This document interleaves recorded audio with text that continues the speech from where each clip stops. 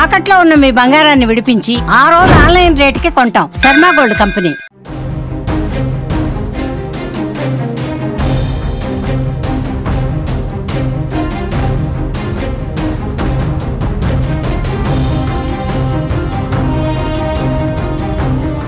పాక్ మరో దుశ్చర్యకు సిద్ధమవుతోంది. ఫైటర్ జెట్లు, డ్రోన్లు, క్షిపణులతో భారత్ అటాక్ చేసే దమ్ము తనకు లేదని తెలుసుకున్న పాక్ అణుబాంబుల పేరుతో మరోసారి భయపెట్టేందుకు ప్రయత్నిస్తోంది.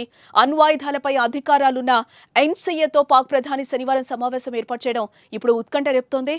అణ్వాయుధ నిల్వలతో సహా భద్రతా నిర్ణయాలు తీసుకునే పౌర సైనికాధికారుల అత్యున్నత సంస్థ ఎన్సీఏ ఈ సమావేశంలో joint chiefs of staff committee chairman, army staff chief, naval staff chief, air staff chief, కీలక మంత్రులు, ఇతర పౌర సైనిక అధికారులు హాజరు కానున్నట్లుగా సమాచారం.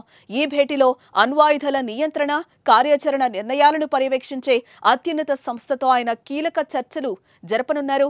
భారతదేశంపై అణు ఆయుధాలను ఉపయోగించే అంశంపై ఈ సమావేశంలో చర్చ జరపనున్నారని తెలుస్తోంది.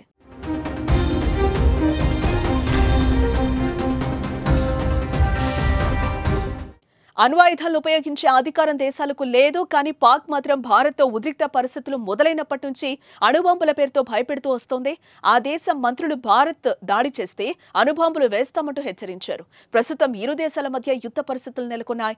సింధూర్ తరువాత పాక్ పదే పదే భారత్లో దాడికి ప్రయత్నిస్తోంది. ఆ దేశ ప్రజల వద్ద ఉనికి చాటుకోవడానికి విశ్వ ప్రయత్నాలే చేస్తోంది. ఫైటర్ జెట్లు, డ్రోన్లు, క్షిపణులు అటాక్ చేసి పాక్ ప్రజల వద్ద హీరో అవ్వాలని కోరుకుంటోంది. కానీ భారత రక్షణ వ్యవస్థ ముందు పాక్ పప్పులు ఉడకడం లేదు. పాక్ దాడిని, యత్నాలను భారత్ ఆయుధాలు భగ్నం చేస్తున్నాయి.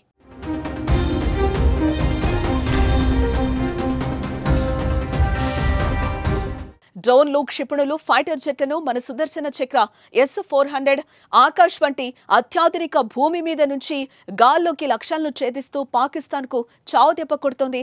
ఇక తమ ఆయుధాలతో భారత్పై నెగ్గలేమని క్లారిటీకి వచ్చేసిన పాకిస్తాన్ బ్లాక్మెయిల్కు దిగుతోంది. ఇలా అణుబాంబులతో భయపెట్టేందుకు ఎన్సీఏ సమావేశం ఏర్పాటు చేసి అలజడి సృష్టించేందుకు ప్రయత్నిస్తోంది. ఇలా తన చేష్టలతో అంతర్జాతీయ వేదికగా నవ్వులు పాలవుతోంది.